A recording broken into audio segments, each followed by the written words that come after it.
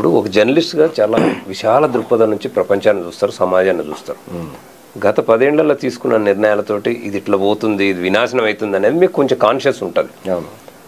ఆ కాన్షియస్ ఉండి చెప్పే దారి లేక వాళ్ళని అటువైపు నుంచి కరెక్ట్ పాత్రలోకి డ్రైవ్ చేసేటటువంటి అధికారం మీకు లేక ఒక ఫ్రస్ట్రేషన్కి గురవుతారు.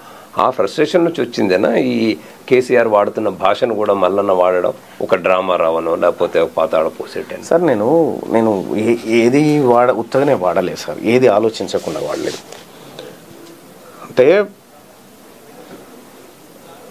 మీరు కొద్దిగా బాగా వినాలి. ఇదిగా కేసీఆర్ జాతిపిత, సర్వోన్నతుడు, సర్వాంతర్యామి, అసలు ఆయన లేకపోతే ఈ తెలంగాణ అనే భూమండలమే లేదనేటువంటి ఒక సూపర్ పవర్ శక్తిగా ఆ పదాన్ని తీసుకుపోయి, కేసీఆర్ అనే పదాన్ని తీసుకుపోయి అక్కడ ప్రజల గుండెల్లో నాటేటువంటి ప్రయత్నం చేస్తున్న తరుణం అది.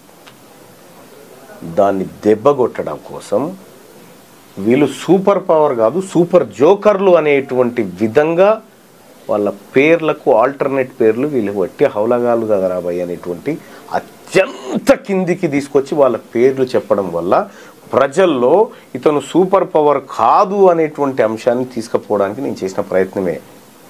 వాళ్ళు అది సూపర్ పవర్ అని చెప్పకపోతే నేను పేర్లే పెట్టకపోతుంటే.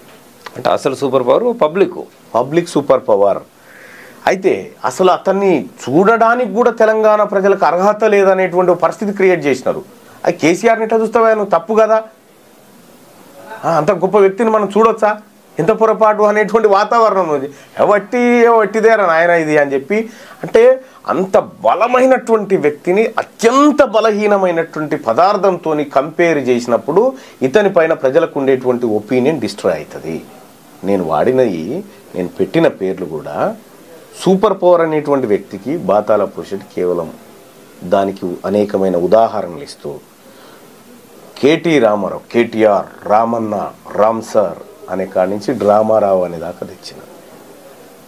అంటే ఎందుకు తెచ్చిన ఇది అనంటే వాళ్ళని కించపరచడం అనేది కాదు, వాళ్ళని సూపర్ పవర్ లెక్క చూపించాలని చూస్తున్నటువంటి వ్యక్తులు ఎవరైతే ఉన్నారో ఆ వ్యక్తుల వల్ల, ఈ సూపర్ పవర్ వల్ల ఈ ప్రజాస్వామ్యానికి, ఈ ప్రజలకు ప్రమాదం ఉందని గ్రహించి ఆ పేర్లను డిస్టర్బెన్స్ చేసుకుంటూ వచ్చిన.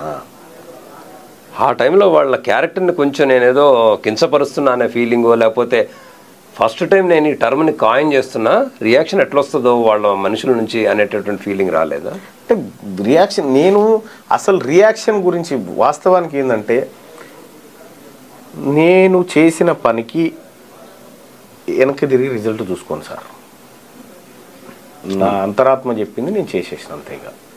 దాని రియాక్షన్ ఏమొస్తుంది, దాని యాక్షన్ ఏమొస్తుంది, దానివల్ల ఏం జరిగింది ఇది చూడను. ఈ పని ఇక్కడ చేసి నెక్స్ట్ కొత్త దానికి వెళ్ళిపోతా అంతే. ఎందుకంటే కొన్నిసార్లు చేసిన ఫలితాల కోసం వెయిట్ చేయ, ఫలితాల కోసం అసలు వెయిట్ చేయను. ఎందుకంటే ఫలితం ఏమొస్తుందో నా అంతరాత్మకు నాకు తెలుసు కాబట్టి నేను దాని గురించి ఆలోచన చేయను.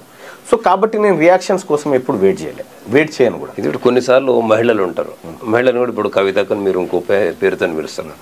కొంచెం అరే ఒక మహిళ లక్షణాన్ని నేను ఇట్లా చేస్తున్నానే తర్వాత రియలైజ్ అయింది ఏమనుందా? ఈమె విషయంలోనే కాదు, ఇంకా చాలా మంది విషయం. అయితే ఒక విషయమే చెప్తా, నేను ఇప్పటి వరకు చేసినటువంటి ఆరోపణలు కానీ లేకపోతే వాస్తవాలు కానీ ఏవైనా కానీ నా అంతరాత్మ సాక్షిగా చేసినవే. నా అంతరాత్మ దాన్ని అంగీకరించింది కాబట్టి చేసిన. నా అంతరాత్మకు విరుద్ధంగా నేను ఒక కొత్త పదాన్ని కూడా నా అంతరాత్మకు చెప్పలేనిదిగా. నేను చేసిందంతా విశ్వసించి నమ్ముతా ఉన్నా కాబట్టి చేసిన.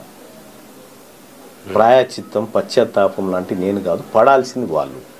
మమ్మల్ని అసలు ఇప్పుడు కేసీఆర్ ఈ టైంలో ఊహించుకోవాల్సింది, మాట్లాడుకోవాల్సిందంటే అసలు మమ్మల్ని రాజులను చేసి పెట్టింది ఎవర్రా?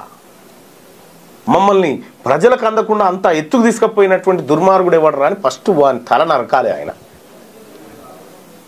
నీవు క్రమంగా ప్రజలకు దూరం అవుతున్నావు, మేము క్రమంగా ప్రజలకు దగ్గర అవుతా ఉన్నాము. నీవే దగ్గరైన ఉంటే మాకు ఆ స్పేస్ లేకుండే, ఇక్కడికి వచ్చే స్పేసు. కాబట్టి పొరపాటు నువ్వే చేసినావు.